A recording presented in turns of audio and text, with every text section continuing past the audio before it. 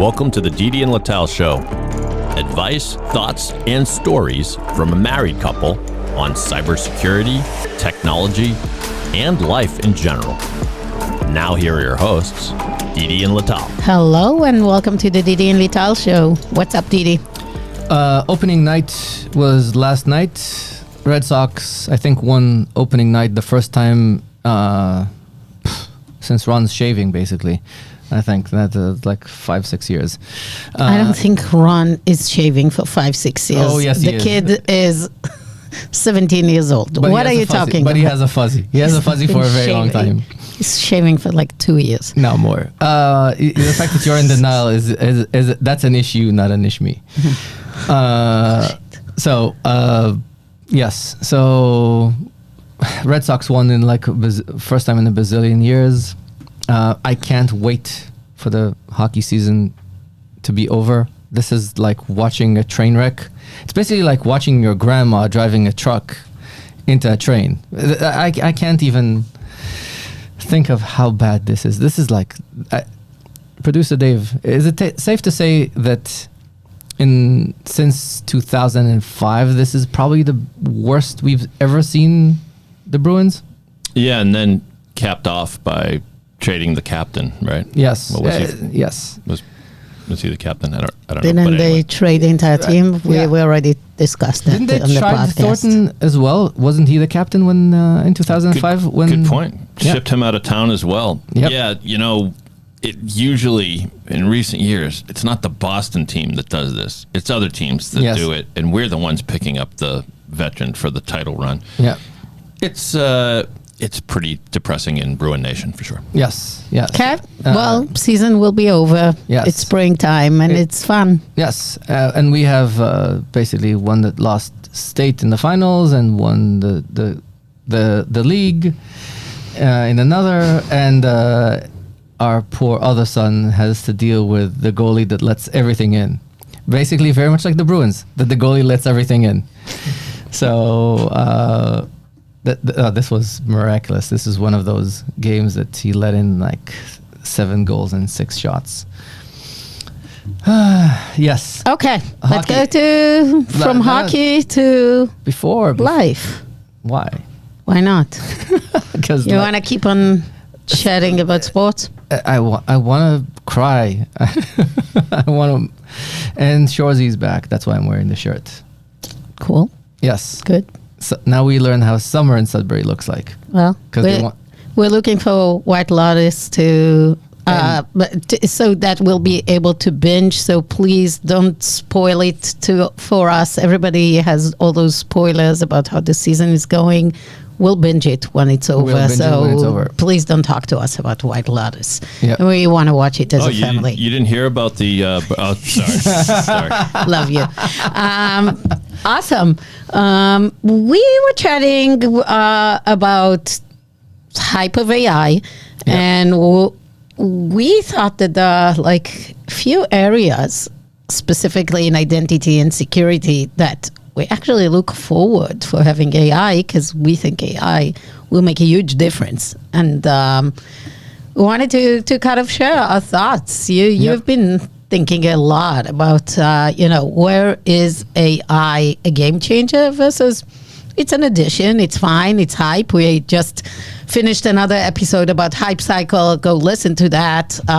We think in some area, AI is going to be embedded everywhere. If you are not using AI today in what you're doing, I don't know what you're doing. You're basically, you're irresponsible. You cannot do your job anymore without the expectation is you're using AI. Yep. If you are a driver, you're using AI right now, right? Because you use maps and they give you the best route. Yep. So everybody uses AI, but when we think about where would it be game changer in the categories, in the technologies, in the use cases we have nowadays in security and identity, what's your thoughts? So this is where I'm going to let you guys understand how the sausage is made. I know that sometimes people don't want to know, and definitely with us, nobody wants to know. But, so we never plan episodes. This is something that you need to understand. We never plan shit. basically, We're not good in planning. We are. I am very good at planning. When We plan a lot of different things in our lives. We like being spontaneous about discussions, and then that's kind of we're spontaneous in our relationship. We're spontaneous in our relationship.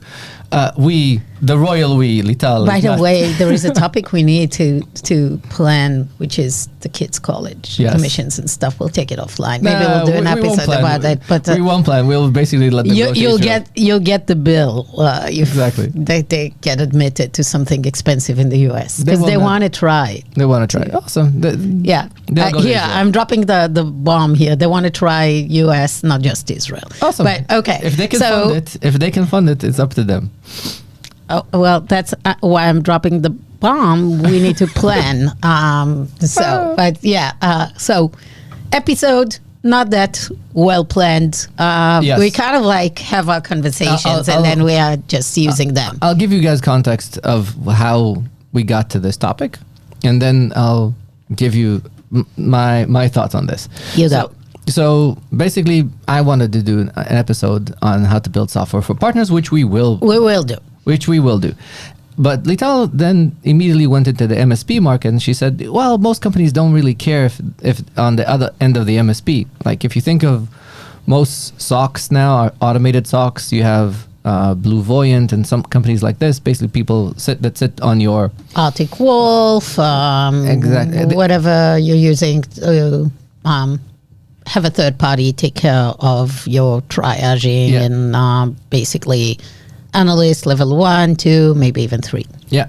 So basically everybody wants to be one of those companies that do innovation, blah, blah, blah. And I said it doesn't matter if you're buying those services, Yep. I'm not sure you care if it's a human being actually doing it versus an AI agent.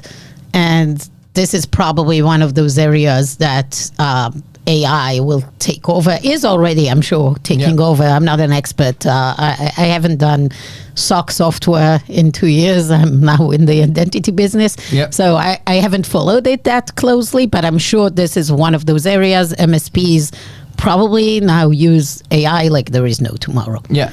And when Lital and I were talking about this, I said, no, this is not the innovation. Doesn't matter. And the reason I was thinking about it, why it doesn't matter, is because in the BlackBerry movie, and I think I gave like 3 references to the BlackBerry movie in the show, and I'm going to give another one. It makes fun of Canada, which is always good.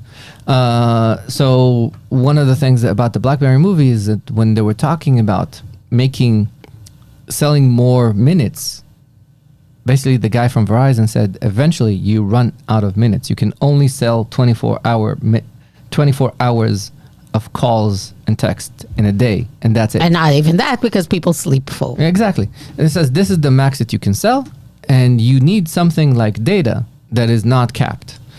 And what I told Lital is that real innovation that AI brings is, if you think of the security market, all those companies with all the automated SOCs and all the technologies that are out there are trying to solve 30% of the problem, because 74% of the breaches come from the fact that people are fucking stupid. You can't fix stupid. This is like, if you need People are people. They make mistakes. No, people are stupid. So if you need the core of DDism, whatever it is that you can't fix stupid. Well, here's where I'm changing my opinion, that you can't fix stupid, but maybe AI can.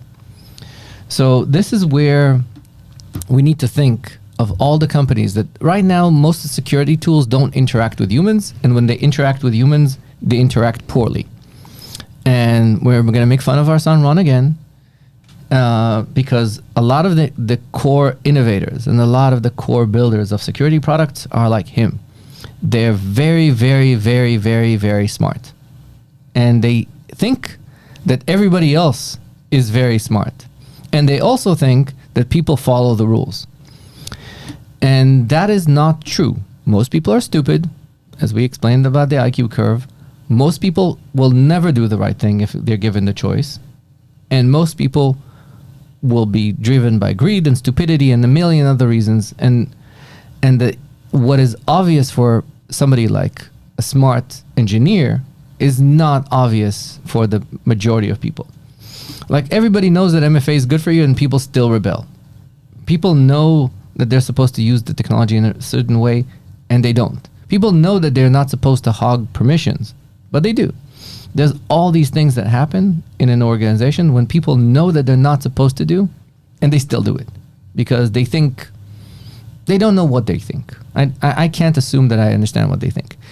It's basically they're getting the job done, so you cannot blame them. They're not even getting their job done. They're thinking job security, not getting job done. They think job security. So the majority of people think job security, not think getting job done. Okay, They maybe. I disagree, but okay. Definitely. I think in most cases they think it's more productive. Maybe it's not, but that's the thinking. So for them, that's fine. For them, productive means still the problem exists. So it doesn't matter what's the reason. The reality is, people, as you said, they have tons of permissions that they shouldn't have. That they click on the wrong thing. They get hacked the wrong way. There's a million of these things, and this is where AI, first time in a million years that we have an ability to actually get the security tools to talk with the individual at the tail end, to be able to effectively communicate, and not necessarily in a clear way. It could be through Slack agents. It could be through IM agents. It could be through interfaces that a smarter version of Clippy. It could be a million other things. But if I could move a lot of my security controls onto the user in a way that the user understand the implications of their actions, they will change their ways. And I'll give you an example. Yep. There's this amazing philosopher named Michel Foucault. And Michel Foucault, actually, I learned this thanks to a lady that I met at the conference, at the event in New York. There was a book called We by a Russian dude that everybody looks at each other all the time. And Michel Foucault basically took that idea and built the concept of what he called the modern jail, the panopticon. The panopticon says that if people will do the right thing, if they always think that somebody's looking. And the AI tools now give us the ability to make people understand, because everybody's looking. They just don't understand this. If you had something in your environment that tells you, hey, Big Brother's looking. I know you're doing something bullshit. Should you do this? Most of the time, they'll fix their ways. If they'll know, like a pop-up that comes in and says, look, you haven't been using this tool for a very long time. You changed your org definition. Are you still accessing this system? Please tell us in a couple of words why you still need to use this system. Very much like the Elon Musk email to the government employees. Send an email, say, hey, what do you actually do here for a living? You just want people to actually respond, see that they exist there. He wants to see that the emails don't bounce. Yeah. Because and that there is, even if they use ChatGPT to answer, they actually if there is give like 3 minutes and exactly send something. If there's even a human on the other end. One of the features we built in ORT a million years ago was basically a detector for what is called real person still alive. Real person still exactly. Pulse on. Pulse on, because send an email, because especially nobody responds, you escalate it to the manager to ask. It's more than that. If the guy is still working. It's more than that. A lot of times you'll see that what you do is you have external accounts.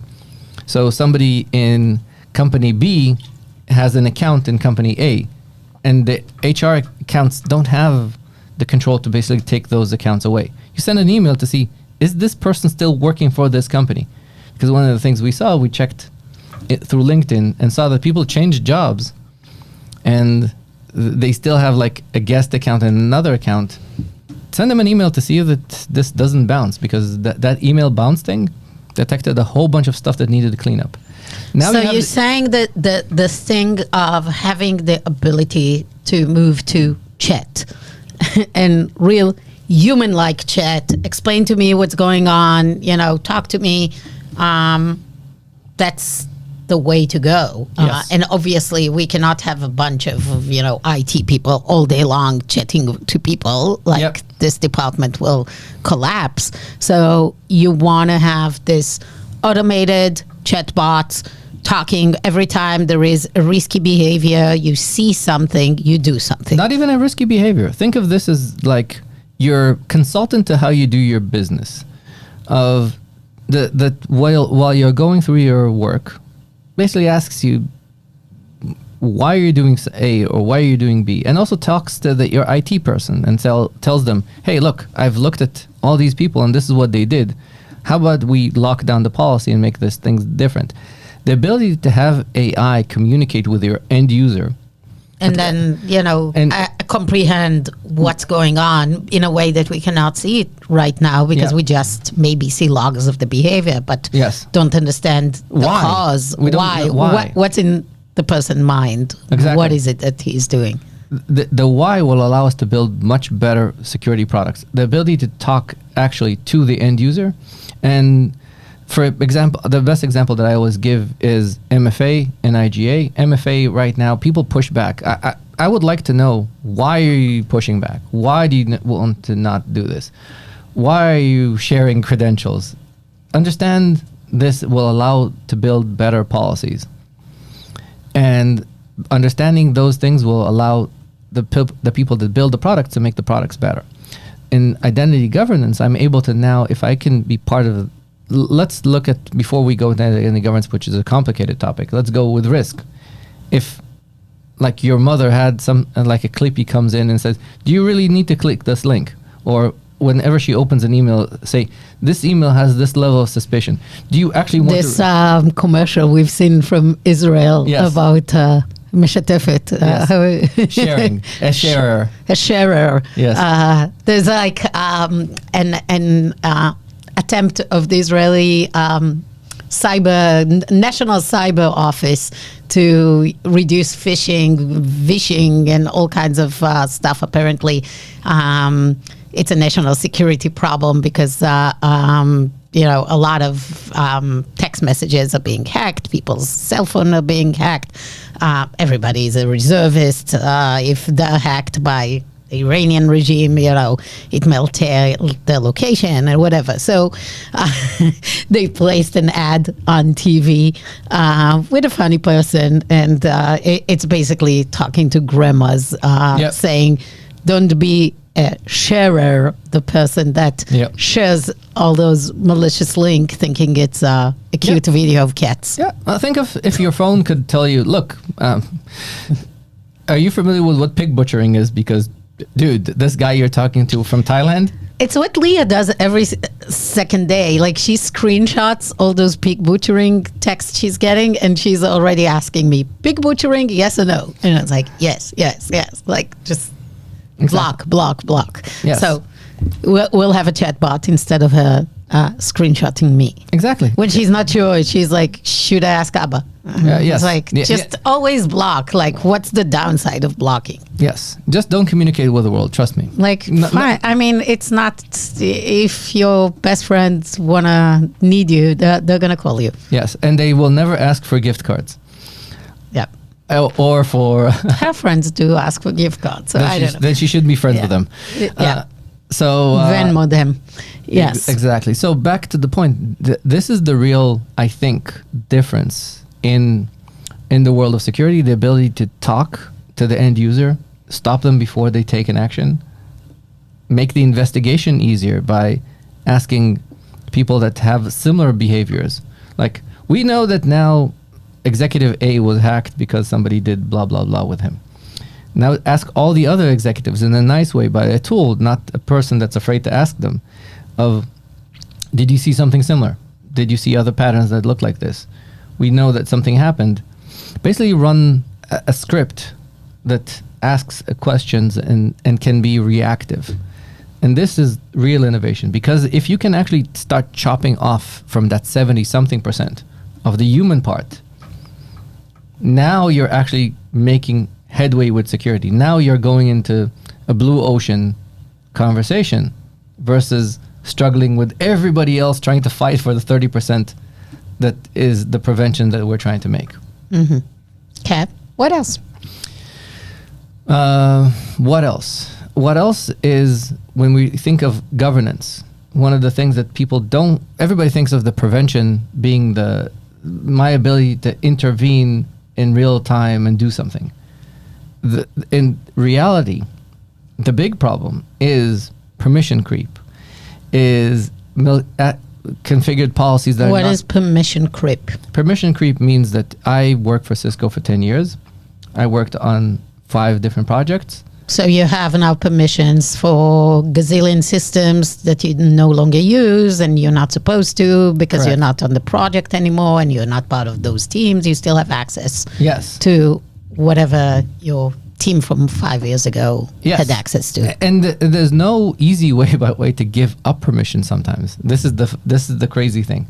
So because there's a lot of cloud systems, there was a point in time when I think I came back in and I saw that I was still like Somebody will need to go into the specific application It's and not then just that. If I close my account was open for like the admin for Google Analytics and a couple of things. If I close my account because I'm no longer related to this, it can break a whole bunch of systems. Like I'll give you an example. It took us forever to take Matt off the ownership of Slack once we got acquired by Cisco because there was no person that we could put in his place. Because let's say I take Matt off and I put Anton on. Is that the right behavior? Of course it's not, because Anton can, very much like Matt can leave, Anton can leave. You need to put in like something like a generic account that somebody can have a process around this. And all these things, all these million little permission things are the problem, that you don't have a workflow around them that handles all those systems. Having AI in place that is able to replace some of this burden of permission creep, detect the permission creep, ask people, advise, adhere, be able to fix some of those things, that's a big, big, big prevention, because now you cut down on the blast radius. So the 2 things that we want to be able to do is cut on the human part, and second, trim the blast radius. are there already people working on those kind of innovations? Probably, but I don't think so. I think people right now are looking at SailPoint and their process and think that what they need to do is fix the problem of all the applications that you need to be integrated with, and not thinking about the workflow as you interact with, and make every integration that you do a better integration. It's basically maximizing the number of integrations to the max rather than try to fix rather than have a spray and pray option of I'll cover all 1,800 applications.